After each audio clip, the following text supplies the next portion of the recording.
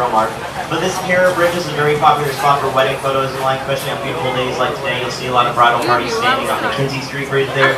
See this other bridge in the background because nothing says happy marriage like abandoned railroad bridge. Apparently.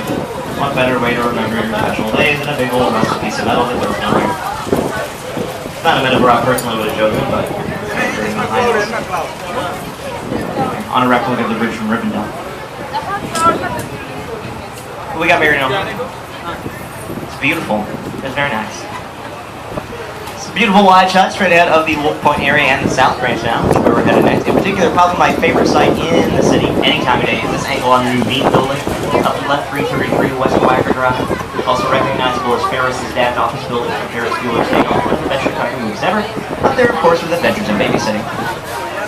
But very nice, very reflective, very beautiful, courageous building. We can talk more about that building and what style it fits into and whatnot on the way back. But for photos, this is definitely your best opportunity, I'd say. On the other side of the river, the dark gray granite building comes out with the square clock or the Boeing logo. That is the Boeing headquarters. They moved here in 2000 from Seattle. The original was a molten salt mine that was built in 1990 by Perkins and Will. Well, the Boeing building is an example of air rights construction because under it are train tracks for the Metro and Amtrak heading down Union Station a few blocks away. Air rights is basically a way for companies or people to make more money off the land they own, and in this case we're talking about railroad companies. Well, they can't very well sell the land, right, because they'd have to do train tracks and what's the point. But if you want a piece of land, you have to own everything below it and everything above it as well, going all the way back to minimal law. So they figured if we can't sell the land, we'll just sell the air. And that's pretty much what they do. They sell or lease the rights to the air above the train tracks.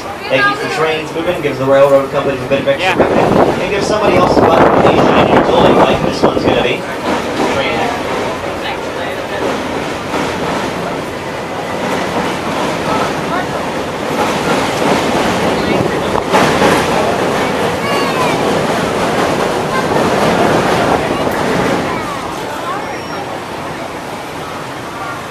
So looking under the Boeing building, you can see there's really not a lot of space there for anything other than trains to get through.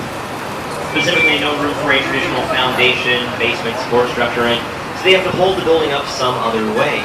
And what they use are these big steel reinforced concrete pillars called caissons that they line up along either side of the train tracks and then drive deep down into the ground.